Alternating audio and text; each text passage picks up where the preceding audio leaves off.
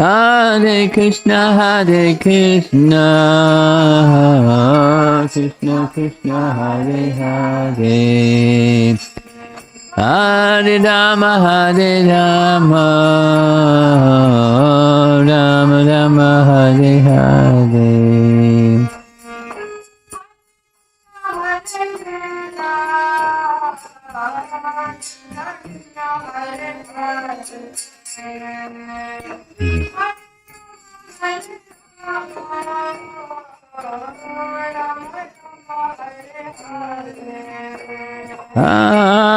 Hare Krishna, Krishna Krishna, Hare Hare, Hare Rama, Rama Rama.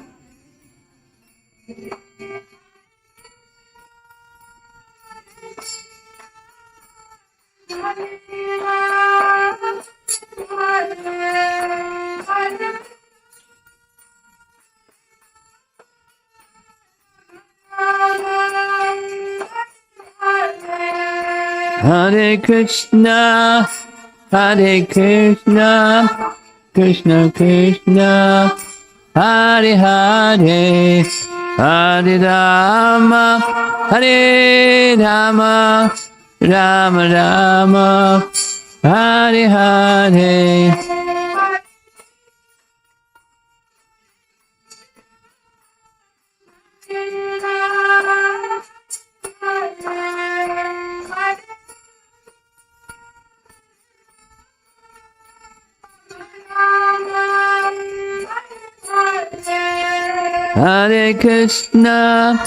Hare Krishna, Krishna Krishna, Hare Hare, Hare Rama, Rama Rama, Hare Hare.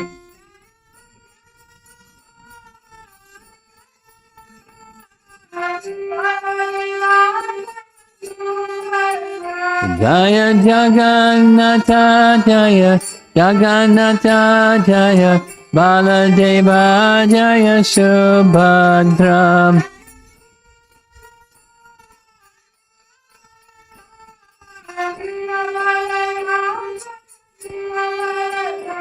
Jaya Krishna Balaram, Krishna Balaram, Krishna Balaram, Jaya Krishna Balaram.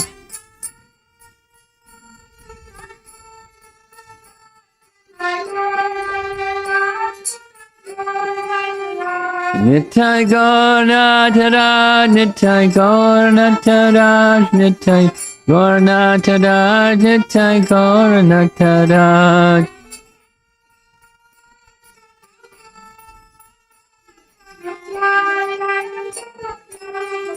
Jaya Jaya Prabhupada, Prabhupada, Prabhupada, Jaya Prabhupada.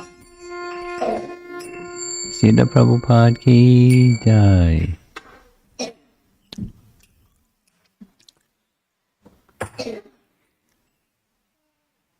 It's pretty good. You don't need amplification. It's like powerful voice.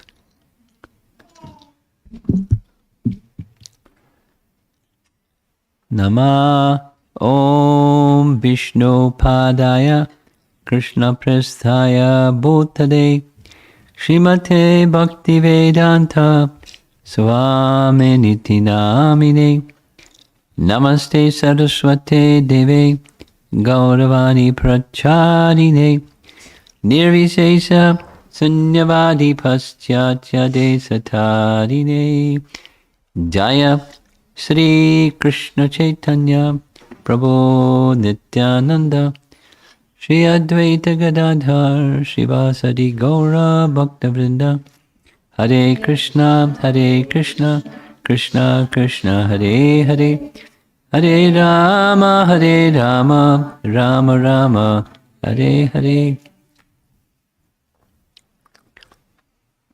Chapter 10, Bhagavad Gita.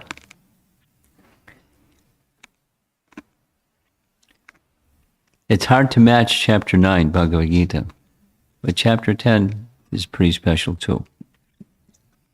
Because chapter 10 of Bhagavad Gita has the 4 essential verses that summarize the entire Bhagavad Gita, the Chatur Shloki verses. So we'll spend some time with those 4. The way chapter 10 begins is following chapter 9, where Krishna has several times in the chapter emphasized Ananya Bhakti, or undivided devotion, as the means to achieve him, his spiritual abode, perfection of human existence. He then, chapter 10 is nourishing, enhancing, strengthening the nature of love, because part of the nature of love, in the case of chapter 10 anyway, is understanding his vibhutis. What does vibhuti mean? There's a very nice definition of vibhuti found in Canto 1, Chapter 3 of Srimad Bhagavatam. In Canto 1, Chapter 3 of Srimad Bhagavatam, there's one of the questions of the sages of Naimisharanya was, please describe the forms of the Lord as they appear in this world, avatars. So the chapter begins describing the Purusha avatars, Mahavishnu, Garbhadakshay Vishnu, Shirdakshay Vishnu, the Purusha avatars, because they're incarnations of the Lord that appear in this created realm. And from those Vishnu forms come the other avatars, and there's a list of the other avatars. And then at the end of that list, it's not unlimited, but some number. And then it says, or Sutta Goswami says, of these various incarnations, one is the source of all the others.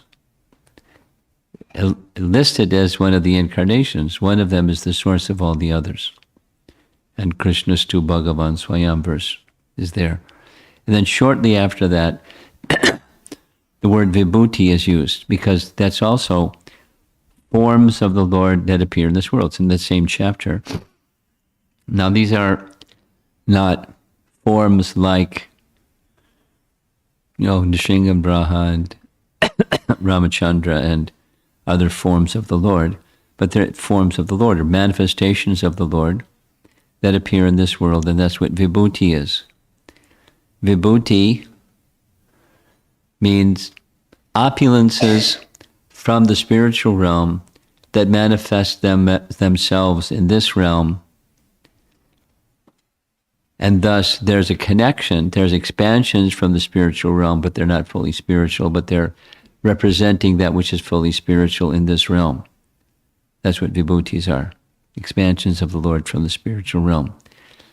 So the idea is, by hearing about the vibhutis, because the list of the vibhutis is given, vibhutis are unlimited. Krishna says at the end, why say all these? Because with but a spark of my splendor, I pervade and support the whole universe.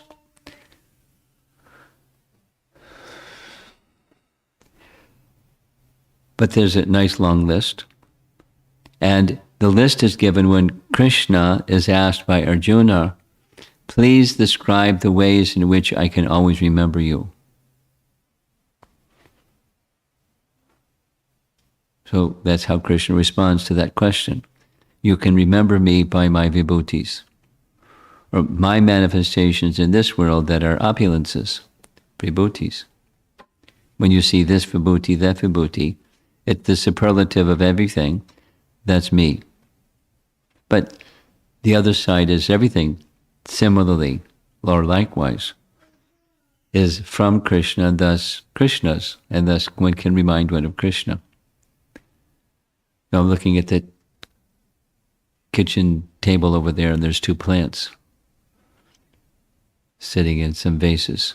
So one can think Krishna, because there's a spirit soul, and the spirit soul has then manifested that particular form. And from the earlier chapters, Krishna is the source of both matter and spirit, and all manifestations they're from him. So if one has that, because it's an important repeated message within these three chapters so far, 7, 8, and 9, now 10, the superlative of all those things, vibhutis. The purpose is to nourish and strengthen one's devotion. Because the message at the end of chapter 7, again the message at the end of chapter 8 is Ananya Bhakti, so how to nourish that. So chapter 10 begins, Krishna's already said at the beginning of chapter 9 that he's going to describe to Arjuna the Parama Guyam, or Guyam Uttama, the most confidential form of knowledge. And how he begins chapter 10 is, it's curious, after saying what he said in chapter 9. He says, I'll read what he says.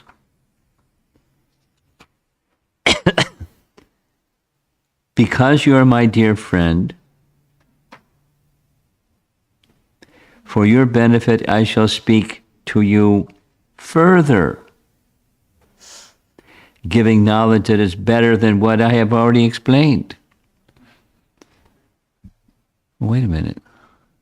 What's better than already explained if it's the topmost confidential knowledge? What's better than that?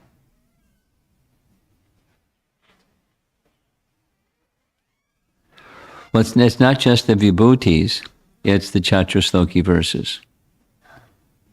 In very concise terms, the beginning of the Chaturshloki verses is Krishna is revealing that he is the absolute truth.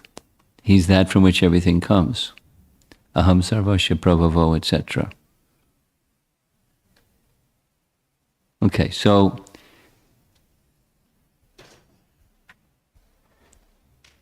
vakshami, there's the term again. Pravakshami. So this is the fourth time I've made this emphasis, but I'll do it again. The sound vibration, spiritual realization comes through sound vibration. Even mundane knowledge comes through sound vibration. Commonly. Mundane knowledge comes through sound vibration. Haribol. Nice to see you. Hare Krishna. You too. Hare Krishna. Oh, good. There we go. There we go. Okay, so then after making that declaration,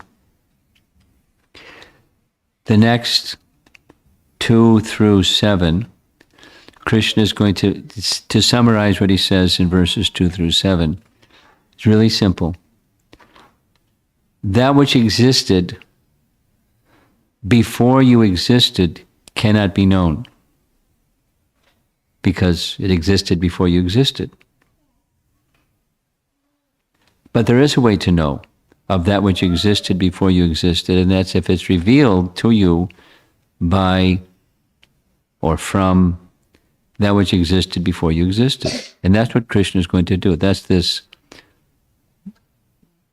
better than anything else, I'm going to reveal to you that which existed before you existed. I'm going to reveal to you, Arjuna, the fact that I am the source of everything.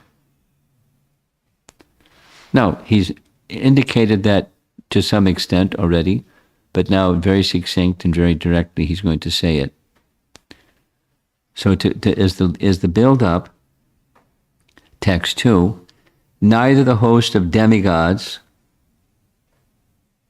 nor the great sages know my origin, because he doesn't have one, or opulences, vibhutis. For in every respect I am the source of the demigods and sages. Then he introduces something that's who he really is, but it's understood notionally only, generally speaking. He who knows me as the unborn, that means he doesn't have an origin. Ajam, unborn. Beginningless, anadi, adi and anadi, beginningless. As the Supreme Lord of all worlds, Loka Maheshwaram, he only undiluted among men is freed from all sins. That's pretty emphatic. Means people who don't know that some sin has accumulated, and sin, it makes for problems.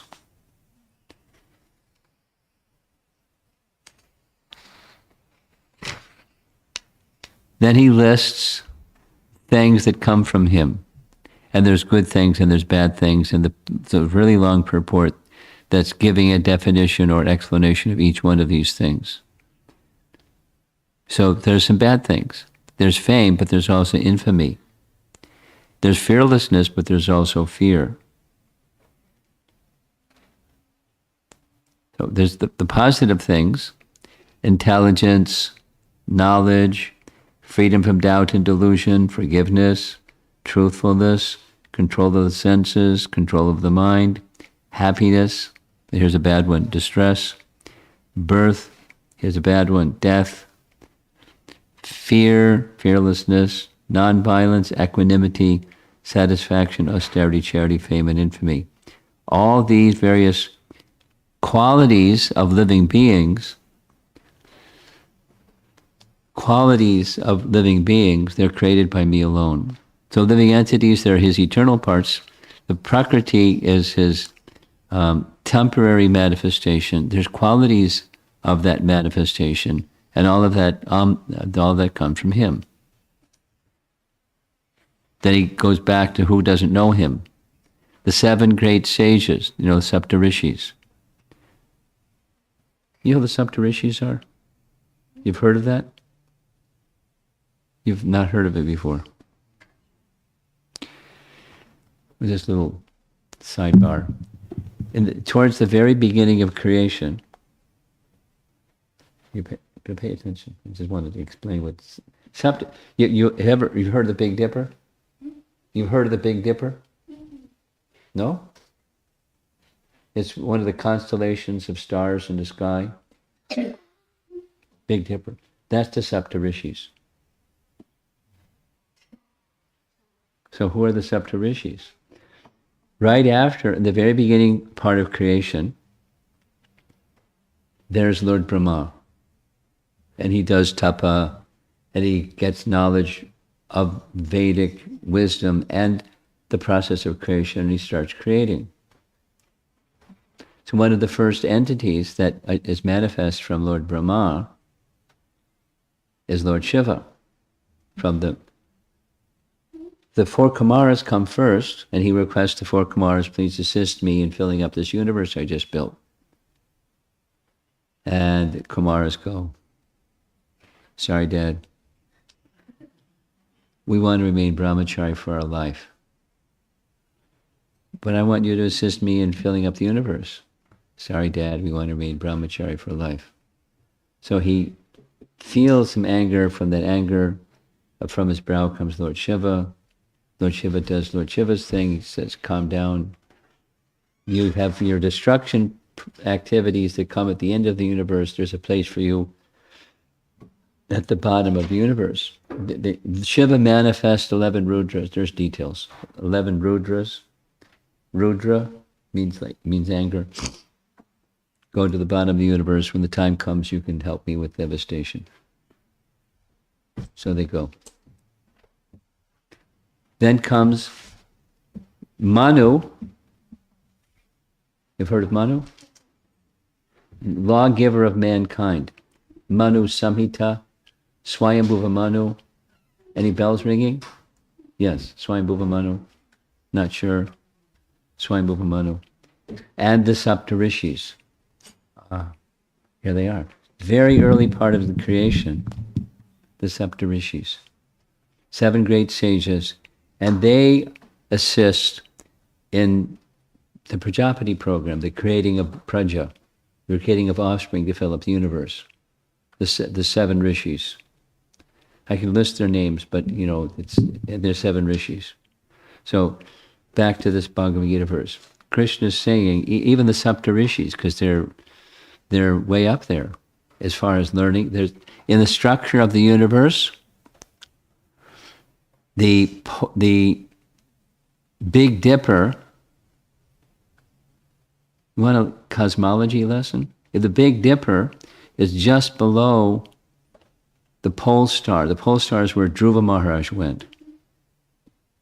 Dhruva Maharaj? Yes, no, maybe? Not sure. Dhruva. You've heard his name before, Dhruva. So, after ruling this earth planet for 60,000 years, at the end of his life, he became the presiding personality in Dhruvaloka, or the pole star, or Svetadweep. They all mean the same thing.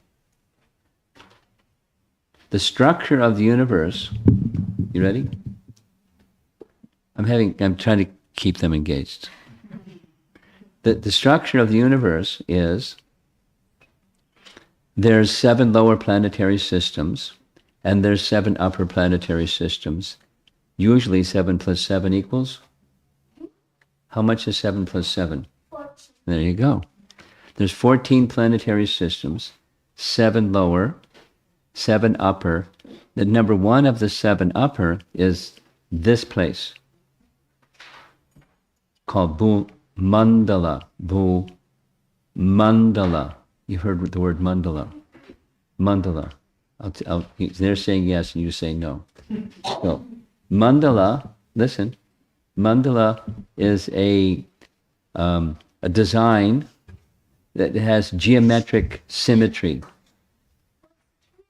Geometric means geometry. That means, this part reflects that part reflects this part. It's all fit together, and it's a nice diagram that's symmetrical, has symmetry. The different parts reflect the other parts. It's like a big drawing. That's a mandala. So the earth is called Bhu. Bhu Devi is Mother Earth. So Bhu Mandala is this place. And then there's 6 other planetary systems above this place, according to Vedic cosmology. The structure of the universe is we're number 1 of the 7, and then above us, there's Bhuvarloka and Svargaloka. Svarga is heaven. Svarga is heaven. And in between us and heaven is another intermediate place called Bhuvar Loka. And Bhuvar Loka is where Gandharvas, you heard of Gandharvas, they sing, and Apsaras, they dance. And Siddhas, they have mystic powers. Siddhis, the Siddhaloka is there. There's other entities that live in that range. And then there's the heavenly planets. Above the heavenly planets is where the Saptarishis reside. Above the heavenly planets is where the Big Dipper is. And above all those, 1, 2, 3, is the pole star, or the North Star, or Dhruvaloka, or Svetadweep, where Dhruva resides.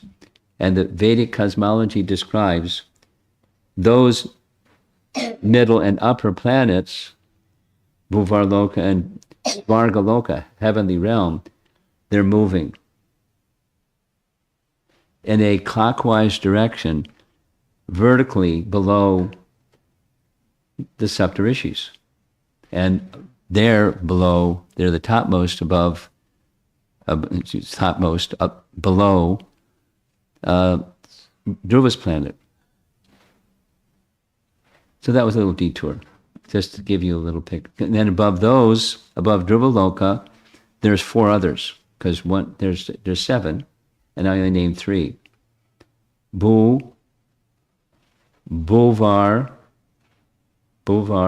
and Swarga, heaven.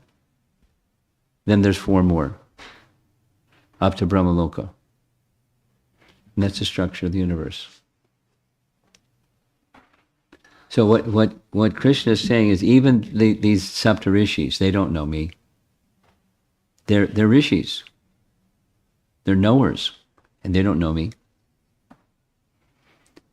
The 7 great sages, and before them, the 4 other great sages. Who is that? 4 Kumaras. 4 Kumaras. They existed before the Saptarishis existed. So they don't know me. And the Manus. We mentioned Manu, the lawgiver of mankind, right? Right after Brahma, to help him fill up the universe, there's Manu. Because the 4 Kumaras said, no dad, no thanks. So Manu said yes. So Manu had sons, anyway, and daughters. And together with the Saptarishis, they started the business of populating the universe with living entities. The 7 great sages and the 4 great sages before them, they don't know me. Why? Because they came from me. So you can't know that which existed before you existed. They have an idea, they're educated, but they don't know me. They were born from my mind, and all living beings populating the various planets descend from them. There's one more verse in these preliminary verses, and Krishna is now going to say, they can know me if I disclose myself. One who is factually convinced of this opulence, etam vibhutim yogam cha mama yo veti tattvataha mama yo veti tattvat, one who knows all of this truth and opulence about me in truth. What happens? To know what he's going to be disclosing, what do? You do a devotional service. Supposing you don't know. Well, you can have faith, and you can, with faith, you do something according to this system or that system or some other system. You do something. Human life, Prabhupada's explanation is, in human society, where it's not just like animals, but there's some form of worship of something superior. Prabhupada explains, in some cultures, there's worship of nature. They worship mountains. They worship something. In their culture, they worship something. Just another little sidebar. I've spent, hundreds of hours preparing and presenting on a little book that Prabhupada wrote in 1961 called Light of the Bhagavat. You've heard that title? Light of the Bhagavat. It was written in 1961 with Prabhupada's plan to go to a conference that he got a written letter of invitation to be a speaker at in Tokyo. Conference for the upliftment of human spirit, whatever that means. So he was invited as a guest speaker. So he wrote the book. And he was thinking that, rightly so, that in the Far East, there's a tendency to understand lessons of life from nature. It's true. Part of the culture. And so he selected Canto 10, Chapter 20, which is a description of scenes of nature during the rainy season and the autumn season. He took those descriptions and through them taught lessons of life. That's the book. Because it's a part of the culture. Understand lessons of life from nature. So it turns out, while I was preparing for the seminar, a young woman in her mid-20s from China wrote a letter saying, I'm from a minority group in China called, it's a little difficult for me to pronounce it properly, D-O-N-G, Dong. I was told that's how you're supposed to say it, Dong. And the culture is they worship nature. They worship rocks. They worship mountains. They worship rivers. They worship trees. They worship nature. And she was describing some of the things that they do in worship of nature. Anyway, there's worship of nature is recognizing something that's superior. Now, where does that thing that's worshipped in nature come from? So their understanding is there is something divine, and that something divine manifests something in nature that's something very wonderful. So they worship. But the intention behind that worship is worshiping that which is the source of those things, which is like vibhuti. Not the same, it's like. So one who understands, this little detour was, one who understands this truth about me will engage in devotional service. So that leads into the first of the Chaturshloki verses. So we just finished the first section of chapter 10, verses 1 through 7. The next section, there's 4 sections. The next section is the 4 Chaturshloki verses.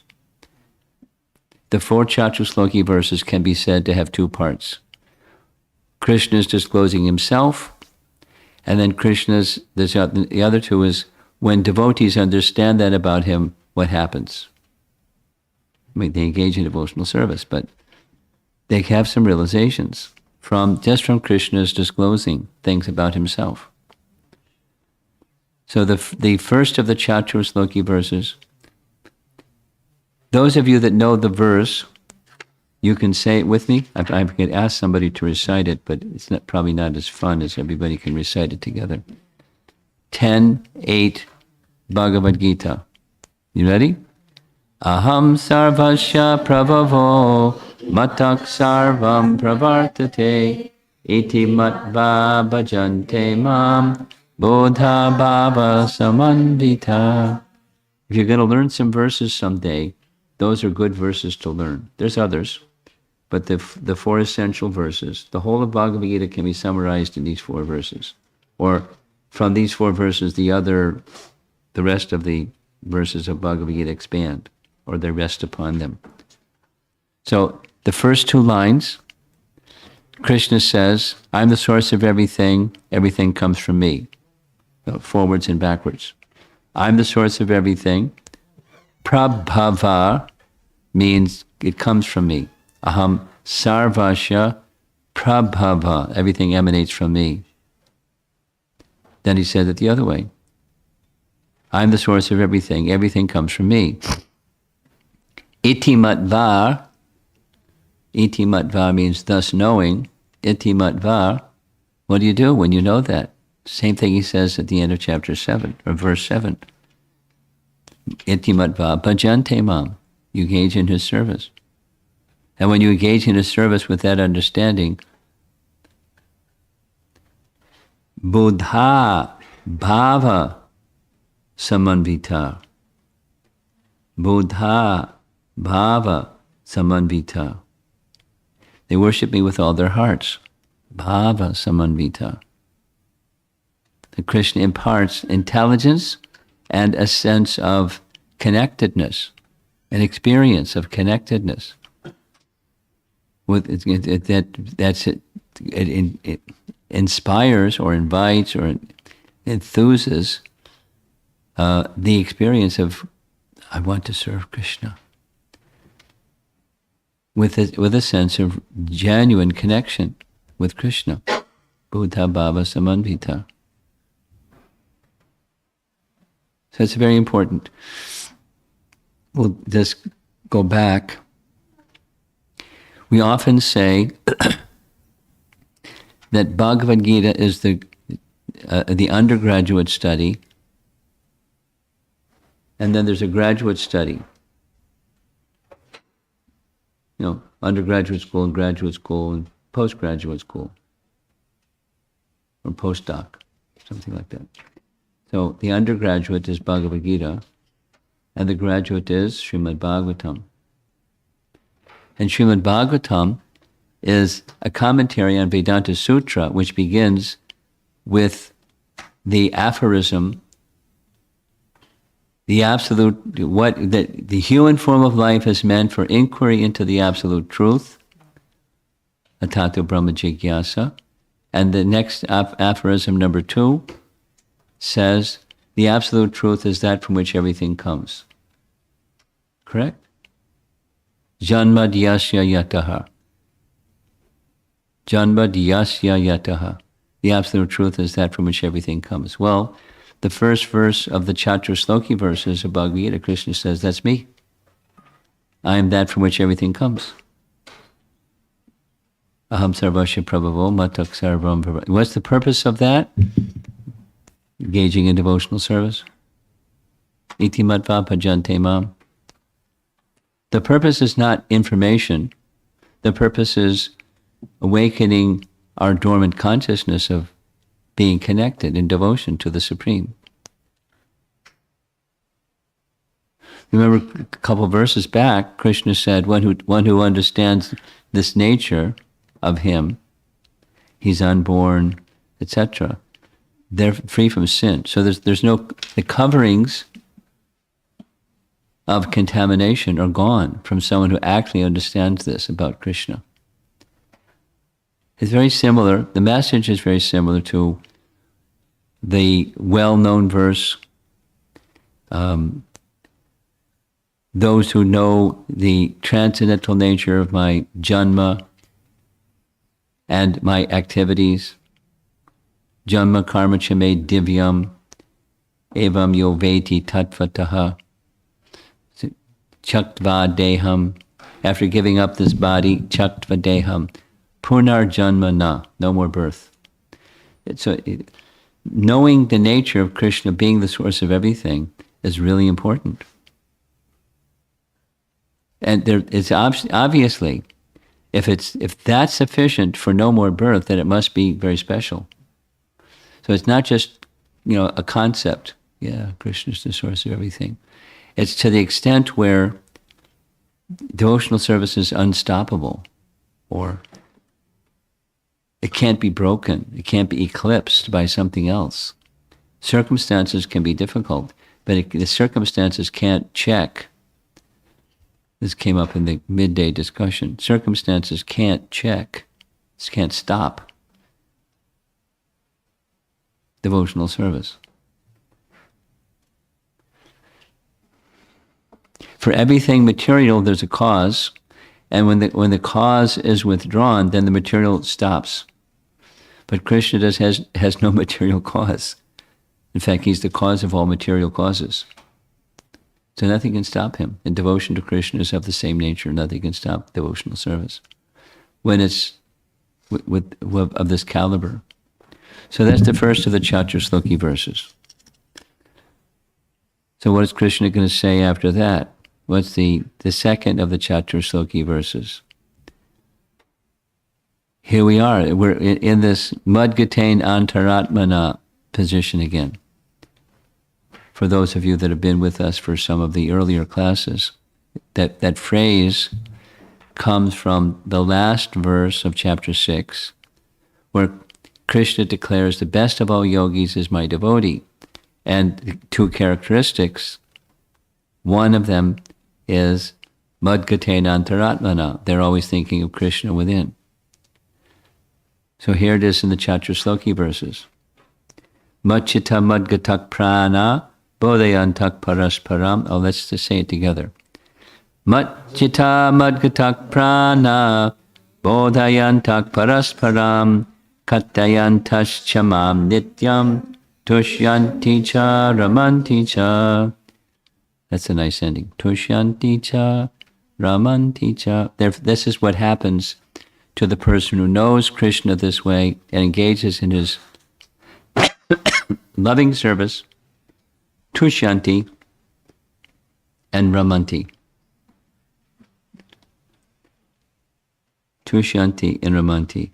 It's very pleasing and very joyful, transcendentally blissful. Tushyanti cha, Ramanti cha. So, Machita Magatak Prana. Their minds fully engaged in me. Sound familiar? Madgatain Antaratmana, just the Sanskrit is different. Machita. Their minds are fully absorbed in me. So Krishna promised, and he's keeping his promise, how to develop that. So here's how to develop that, right here. From understanding Krishna's position as the source of everything. And then the type of devotional, the quality of devotion in service to him that follows from that, that's how to fix one's consciousness upon Krishna. Madchita, Madgatak Prana, their lives fully devoted to my service. Bodhayantak Parasparam, they derive great satisfaction and bliss from always enlightening me. Katayantas chamam nityam, tushanti cha ramanti cha.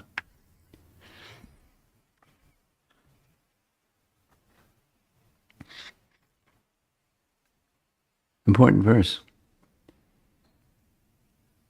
So now, verse number 10, or the third of the four Chaturshloki verses.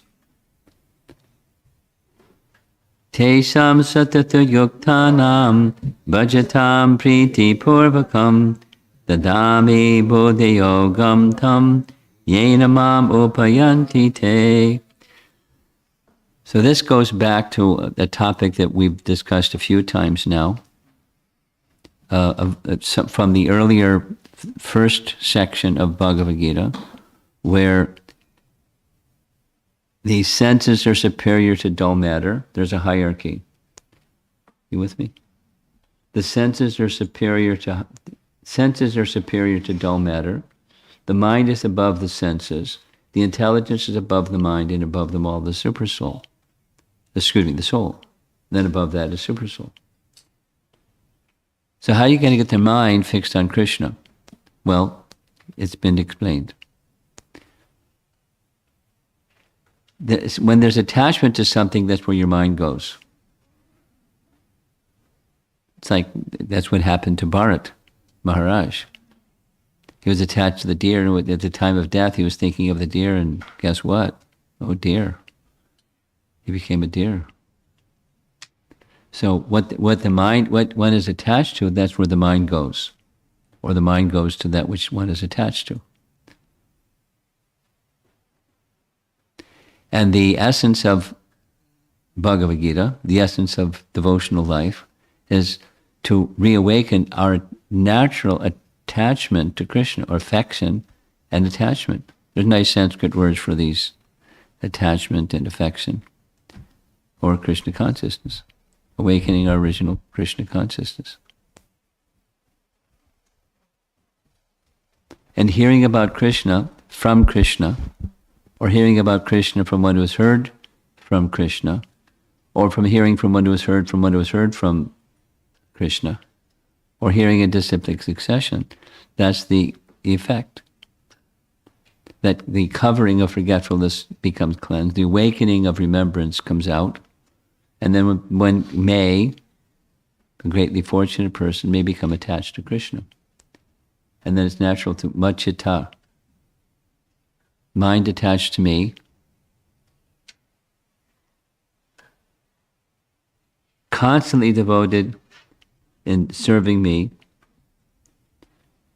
Krishna gives intelligence. Dadami buddhi yogam tam. What kind of intelligence? The intelligence by which they can come to me. That's what real intelligence is. Just like there's happiness and there's real happiness. And there's intelligence and there's real intelligence.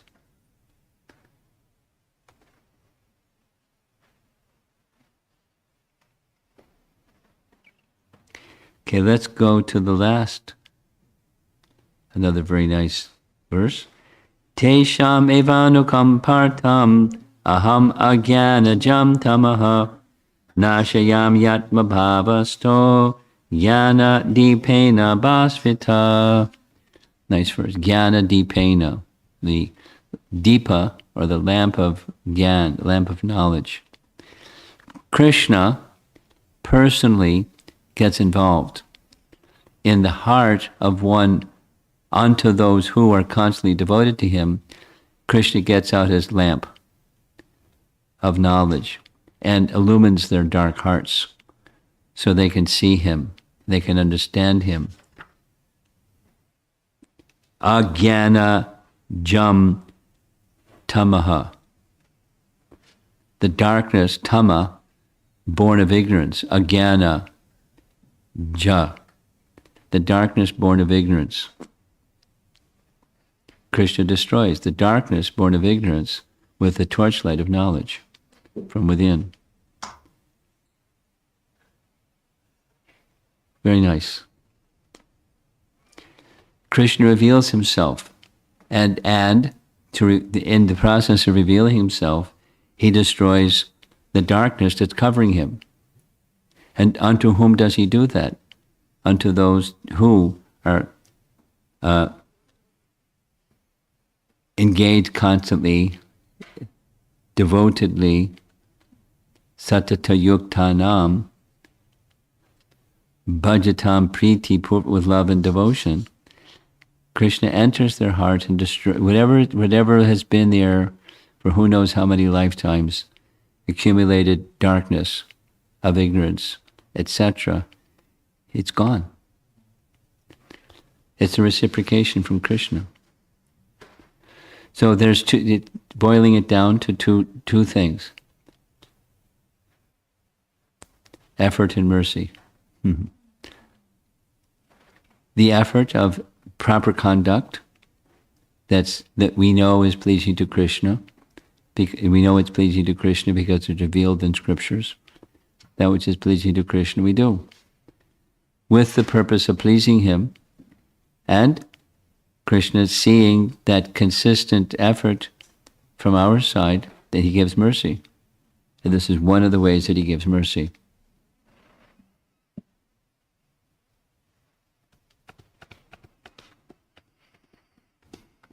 Just reading, making one of the services I've been doing in relation to the Chinese devotees is every other week on a Wednesday evening, which is Wednesday evening our time, Thursday evening more time, their time, a 2-hour discussion on chapters from the Bhagavatam. So one of the ones we just completed, chapters 78 and 79, Balaram went on pilgrimage. Balaram went on pilgrimage because he knew that there was going to be Kurukshetra battle. Kauravas had made there's got to be war. Krishna tried to make peace. There's got to be war. Balaram didn't want to have to take sides, so he went on pilgrimage. And the many things happened in the course of pilgrimage, and his activities are so wonderful that when his activities are completed, he comes back to Prabhas. Prabhas is a place near Dwarka. It's by the sea. And he hears from the sages there, from the Brahmanas, that the Kurukshetra battle is over now. And the demoniac kings have been destroyed. But he also hears that there's this concluding battle between Bhima and Duryodhana. It's on the 18th day. Balaram, being Mr. Peacemaker, he swiftly, like as fast as lightning, he goes to Kurukshetra and pleads with both of them, stop this fighting. And he gives his reasons why. And the enmity is too great. They can't follow what Balaram says. And so he leaves. He goes back to Dwarka.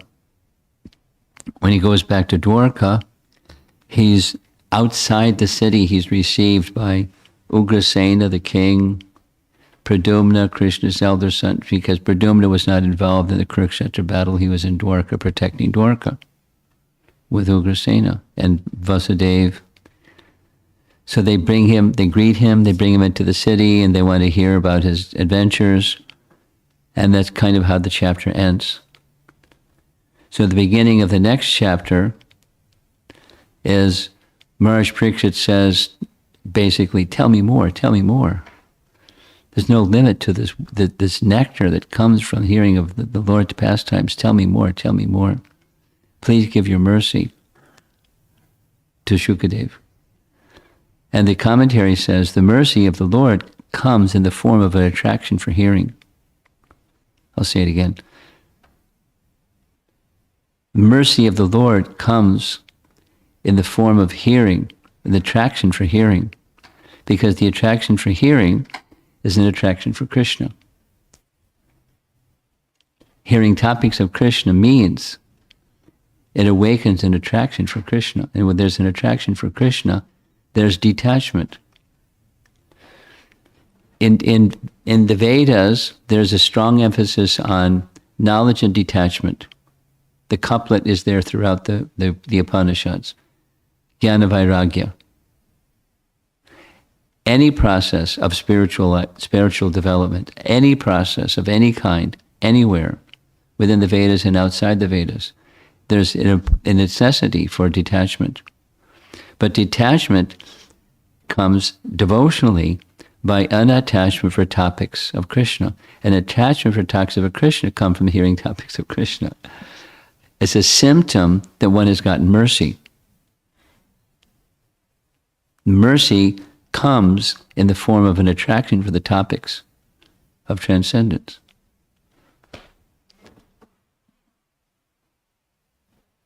So those who have developed that Kathayantas chamam nityam tushanti cha ramanti cha, they derive great happiness and satisfaction discussing topics about me. Unto those persons, those are the persons who I, with the torchlight of knowledge, yanadipena bhasvata, I destroy the darkness born of ignorance. Their material life is finished by Krishna's mercy. So going back to his promise at the very beginning of chapter 7, I'm going to explain how to. Next time somebody asks me the how-to question and fill in the blank, I'm going to say, read the middle 6 chapters of Bhagavad Gita. It's right there. It's right there. Just read it carefully. It's right there. How to. So after, that's the Chaturshloki verses. After hearing the Chaturshloki verses, Arjuna makes some very important declarations. Prabhupada would often refer to these declarations. Param Brahma, Param Dhamma, Pavitram Paramam Bhavan, Purusham Shashvatam Divyam, Adi Devam, Ajam Vibhum. So he's making declarations about Krishna's divinity. And then he says, it's not just me because you're my friend. The great sages, Devala and Asita, and the greatest personalities they confirm the same. O Krishna,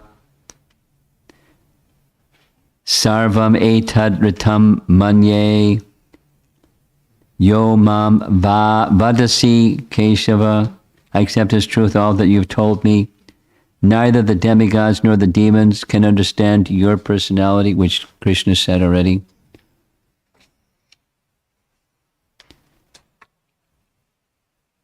You alone know yourself by your own internal potency. O Supreme Person, origin of all, Lord of all beings, God of gods, Lord of the universe. Then comes the end of this section where Arjuna says to Krishna, in detail, please give me ways in which I can always remember you.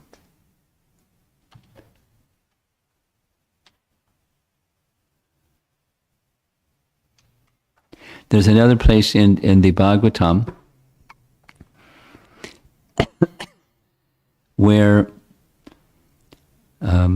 before the Rajasuya sacrifice is performed, this is story time. Story time. Story time. You know what Rajasuya sacrifice means? It's a very special yajna in which someone is declared as the emperor. It's the Raja of all yajnas, the king of all yajnas. It's a big deal. So Yudhisthira performed the Rajasuya yajna, but one of the requirements of the Rajasuya yajna is enormous wealth to pull the whole thing off. But also, all the other kings in the world have to either A or B. Submit, I accept you as the emperor. I'll be a king in my kingdom, but you're the emperor above the king. And to verify, here's my tax. Because you have to have the tax in order to do the Rajasuya yajna. Or B, if you say, no, I don't submit, then I'm going to do battle with you. And I'll defeat you. And then you lose your kingdom. Or you'll defeat me. And then, I can't do the Rajasuya yajna. So all kings, everywhere, except for one, submitted. And the one that didn't submit, his name starts with a J. You know his name? Jarasandha. Jarasandha. And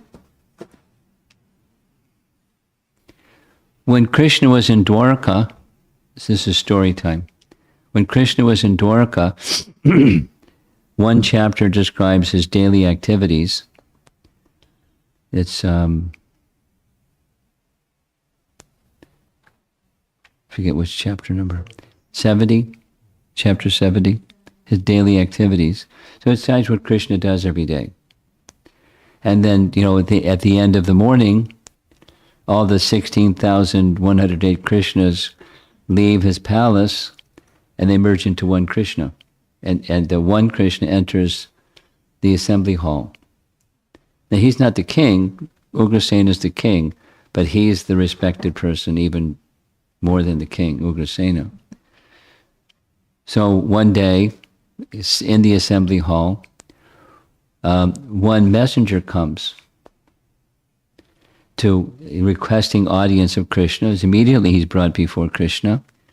And the messenger is representing 20,000 kings that were confronted by Jarasandha in the same way, saying, either you submit to me and I'll be the emperor, or I'll finish you. They didn't want to submit to Krishna. They submit to Jarasandha because they were Krishna devotees. So he put them in a prison. And his plan, he was starving them. His plan was to make a human sacrifice. He wasn't a nice guy. Mahabhairava, a form of Lord Shiva, was going to make human sacrifice. Make a nice offering to Lord Shiva, and he would get some points, some Shiva points, and get more power from that. That was what his idea was. So the king sent a messenger to Krishna saying, please rescue us. We're your devotees. And oh, by the way, we don't understand how he's such a bad guy, but he's so powerful. And we're your devotees, and he's more powerful than us. We don't get it. I mean, they didn't use that language, but that was part of their message. So, but please come rescue us. So some time passed. Uddhava made the plan, first kill Jarasandha, and then do the Rajasuya Yagya, because right after that messenger came, Narada Muni came. Narada Muni came right as soon as that messenger finished his message. Krishna said, same as our Bhagavad Gita message, do not fear. He didn't say Masuchaha, but something essentially the same. Nabhaya, don't have any fear. Narada Muni came. Narada Muni said, Yudhishthira wants you to come and assist him with the Rajasuya. Commentary says, Narada knew that Krishna wanted to kill Jarasandha. Narada knew. That's why he came. When he came, it was for the message from Yudhishthira that he wants you to come. But that means he can't have the Rajasuya without killing Jarasandha. And Krishna wanted to kill Jarasandha. So after Jarasandha was killed, what did Krishna do? He went and freed the kings. The kings offered these amazing prayers, saying, we're fools. We're proud of our being kings and opulence and power and this and that and the other thing. It was all taken from us like that. And now we don't want it. We just want one thing. Tell me, what's that one thing? They wanted the same one thing that Arjuna is asking here. They wanted remembrance of Krishna without forgetting Krishna, and they wanted to know from Krishna the means of knowing him, of remembering him always. So I told you the whole story is because it's the last of this little section where Arjuna speaks and then Krishna speaks. And the Krishna speaking is really long. It's a good number of verses. It covers verse 11 through 25. That's a lot of verses. And it's just listing of vibhutis. This vibhuti, that vibhuti. Opulences of Krishna in this world. I'm fish, I'm sharks, I'm mountains, I'm the Himalayas, I'm the light of the sun and the moon, and all those vibhutis of Krishna. The most excellent of anything, that's Krishna. I mean, the other things, they're also Krishna, but the most excellent one is Krishna. And then he ends that section, verse number 26 from chapter 10. We're almost done.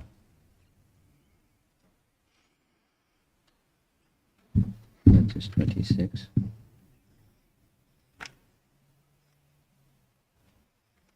Of all creations, I am the beginning and the end, and also the middle. Of all sciences, I am the spiritual science of the self. Among logicians, I am the conclusive truth, etc. Keeps going. I am all devouring death, and I am also the generating principle of all that is yet to be, and so forth. Then comes Yad Vibhuti Mat Sattvam. This is text 41.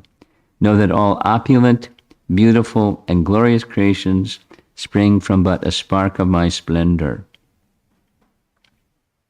Teja Angsha Sambhavat. All of these vibhutis spring from but a spark of my splendor. But what is there need, O Arjuna, for all this detailed knowledge? With a single fragment of myself, ekang stena stato jagat. I pervade and support the entire universe. And that's the end of chapter 10. Now, what's the purpose of all these vibhutis? It's two things. Arjuna is asking for ways to remember Krishna, so these are ways to remember Krishna.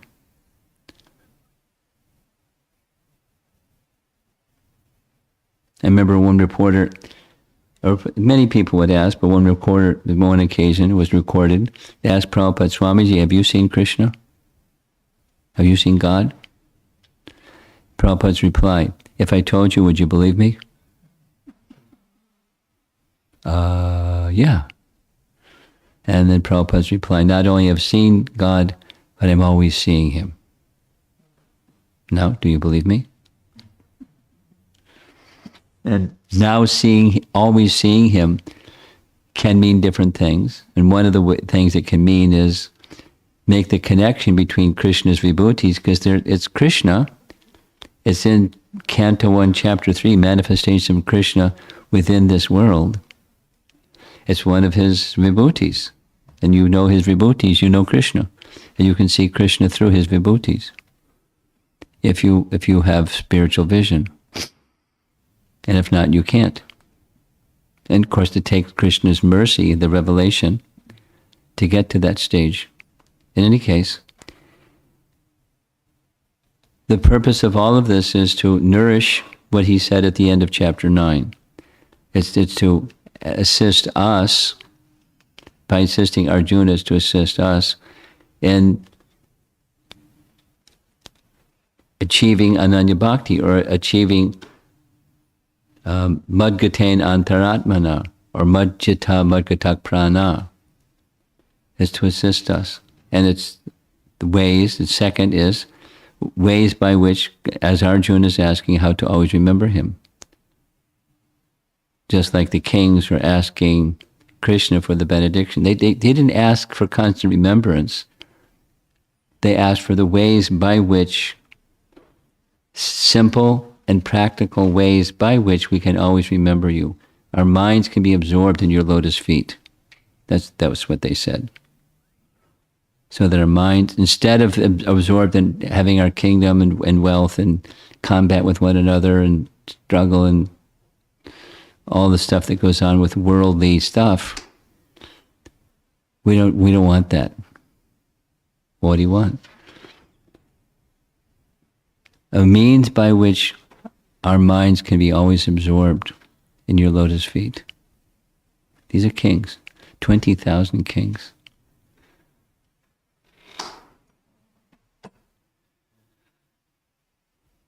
So we're back on the battlefield. Arjuna has asked Krishna, what's my duty? The armies are arrayed and the whole thing is taking some time. And Arjuna is a very important hero in the battle, and it's like a lot is hinging on the outcome of the battle, what Arjuna's going to decide.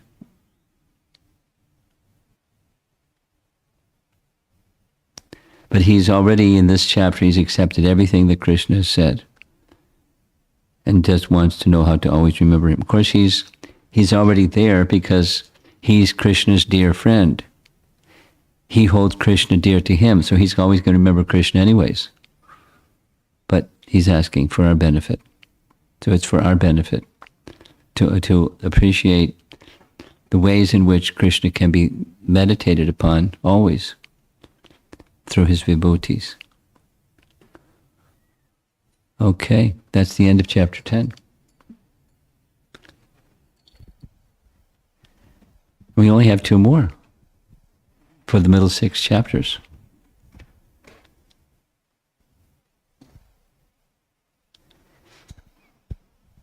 So I'm going to have to add some other things so we can keep ourselves busy for this visit. Some other things, at the Sunday feast lecture, I plan to just do like a general Bhagavad Gita, overview. And for those of you that are interested in Vedic cosmology, our young fellows over here, if you're interested in Vedic cosmology, I'm going to show a little video of Vedic cosmology. You going to be there tomorrow? You get an invitation. If you come, I'll show you a little video. Morning you'll be here? No. Evening. Sunday feast. Sunday at the temple. Try to come. Okay. Any discussion? Vibhuti Yoga. We have a young lady over there. She's ready to share the microphone with you. All you have to do is put your hand up. There's one hand up over here.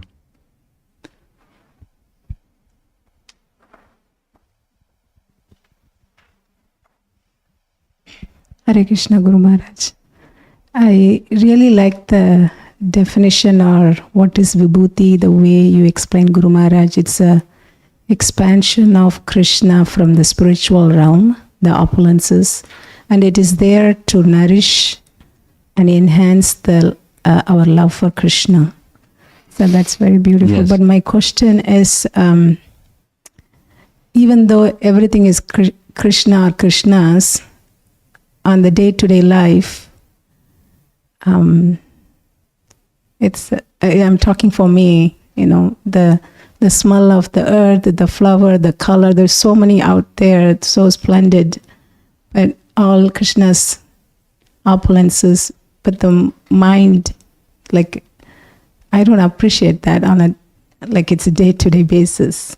Even though it's there for us to remember Krishna, kind of take it for granted, or I don't want to use the word take it for granted, but it's there, but not remember to appreciate that, or remember, once in a while we do that, the taste of the water and the beauty of everything out there, but it doesn't happen all the time. But Krishna is here explaining to Arjuna, this is the way you can remember me.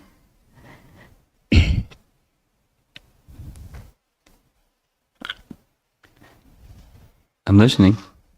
Is there a punchline to this? So how to?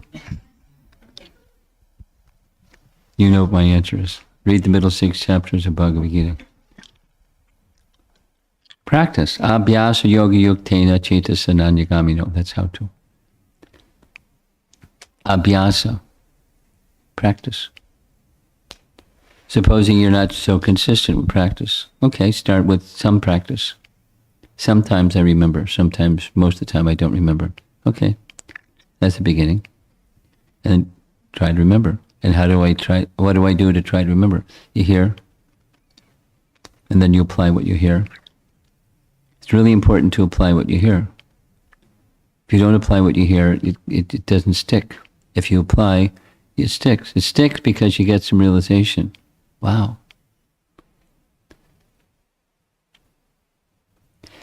The principle is, one who acts in knowledge gets realization. Supposing, have you ever seen an electron before? I'm asking this. Have you seen an electron? No. Do you believe in electrons? Not sure. I don't know what they are. You don't know what they are. Electricity. So here's an electric socket. And you stick your fingers in an electric socket and you'll find out what electricity is. You have an experience. Don't do it, but when you act in knowledge, you get some experience. You get some realization. That's the principle. You have to have the right knowledge. But when you have right knowledge and you act on right knowledge, you apply it in your life, something happens. You get some realization. Like anything. Like, supposing you have an illness. Supposing you don't remember Krishna illness. So you go to a good doctor. And the doctor makes the diagnosis. They do it, if say a good Ayurvedic doctor. They take your pulse. They get a sense of what's going on in there. They ask you the symptoms to verify if what their pulse reading matches what your symptoms are. They do it in that order. And then they make their diagnosis and say, this is what's going on in there, and this is what you need to do. If you have a good doctor, and you have faith, this is important, you have faith in the good doctor, and you follow what the good doctor says. 3 things. A good doctor means he has good diagnosis, and you have faith in the person in proper medicine and diet. And something happens, and you follow that, and you go, wow, he was good. So your faith has increased because you got some realization. My health has become better in this way. So as with medicine, so also with spiritual health. You apply that which is knowledge from Bhagavad Gita and you get some realization. So just that's abhyasa. You keep practicing and practicing. And then the disease becomes reduced and the health becomes restored. Spiritual health becomes restored. But you just keep applying things that you've heard. Go on hearing the hearing process with faith from the right source and apply it. That's how. Gradually coverings become reduced and remembrance becomes awakened. Natural consciousness becomes restored.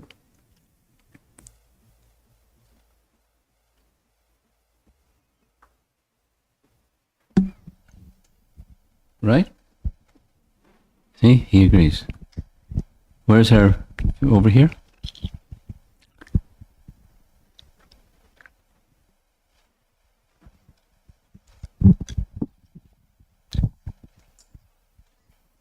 Okay, why do we need a doctor when we can just believe in Krishna?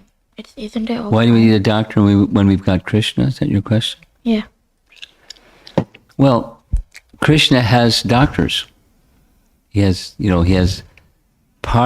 Krishna gives knowledge, and part of the knowledge of Krishna is Ayurveda. You've heard of Ayurveda, right? Mm-hmm. It's the knowledge of medicine.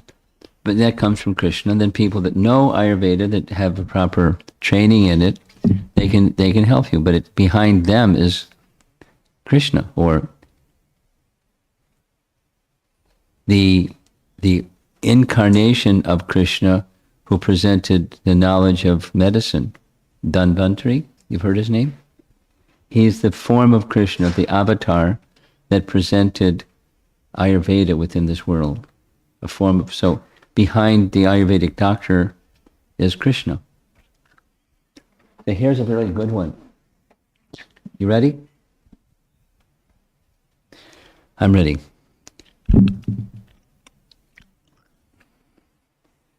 An Ayurvedic doctor that I used to see, I say used to see because he's now deceased, he was superlative amongst all the trainees of his Ayurvedic doctor. When his Ayurvedic doctor was 140 years old, he gave him the teachings, in leaves, plantain leaves, or whatever the leaves are in which they make, the Vedic texts. He gave them to this teacher. And the teacher had established an Ayurvedic clinic, and he took me once because he was really happy. He was opening, so from the top floor to the bottom floor, we got to the bottom floor, and he said, through what I've learned, anybody comes in this door, I can help them become well, but when they go back to their old habits, then I can't change that. I can make them well, but I can't make them change their habits. So I, as a physician, need you. So you got an Ayurvedic doctor that can cure illnesses, but if people have tendencies or habits that are unwholesome, the same problem is going to return. So they need spiritual well-being to match the physical well-being. So that's why, in response to your question. You need spiritual. So for spiritual well-being, you also need physical well-being. There's a holistic picture. Bhakti isn't dependent upon physical well-being, but it sure helps.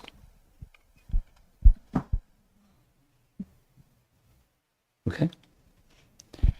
Nice question. Thank you. Anyone else?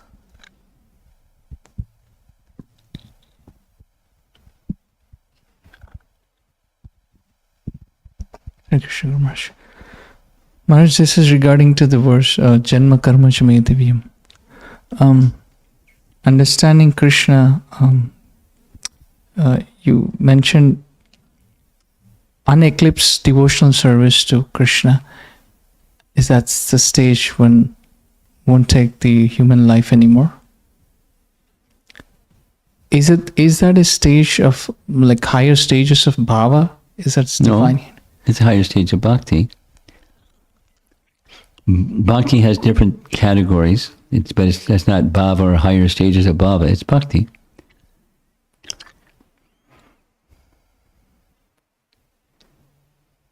When bhakti becomes restored, then through bhakti one can understand Krishna. When one understands Krishna, no more birth and death.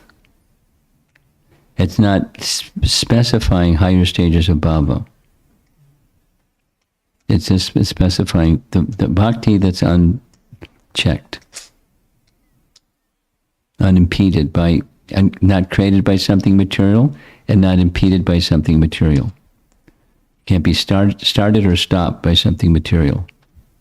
That's undivided bhakti, ananya bhakti. That's what the topic that we've been discussing from chapter 7 and chapter 8 and chapter 9. Ananya bhakti, undivided devotion, unstopped devotion, unchecked devotion. Thank you very much.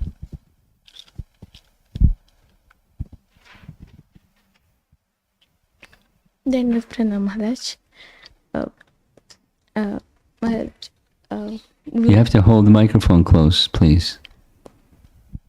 You can do it. I mean, we know. There you go. Go ahead. How can we see the growth? Okay, how I can say or how I can feel I'm growing or What's the measure for spiritual progress? How do I know I'm doing well? How do I grade myself? There's simple and then there's more subtle. The simple is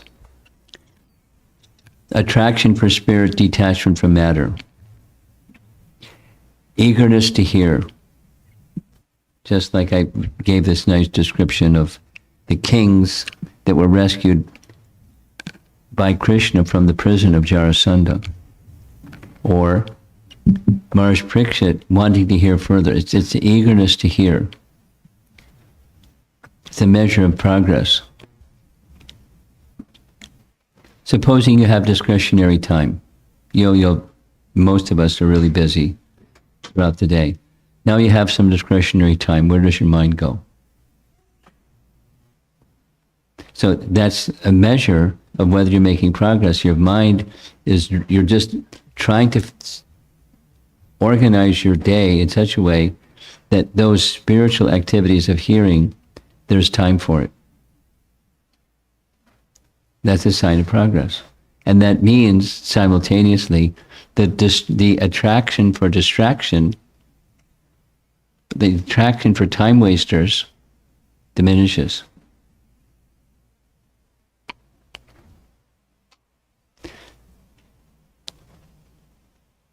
Here, an example. So I visited in Bangalore before going to Vrindavan for the yatra. And one of the ladies wrote on behalf of some of the ladies, saying, some of us ladies, housewives, when the kids grow up and go off to school and we're at home, there's a tendency to do time-wasting stuff with their phones. And she started listing some of the time-wasting things. So what to do? So that's an indication that they're attracted to bhakti, but it's not sufficiently strong that the attraction for hearing has grown. Eagerness to hear has not sufficiently grown, and so there's distraction. There's weeds in the garden, and they have to pull the weeds. in order to have nourishment for the creeper that they want to grow. The gardening example is a good example. So water the garden and pull the weeds. So, if you practice at that's the sadhana part, then the progress is there's just a natural attraction. When there's discretionary time, you want to chant, you want to hear, you want to offer prayers, you want to worship, you want to do that which is devotional. And that means simultaneously the attraction for being an enjoyer of the temporary subsides.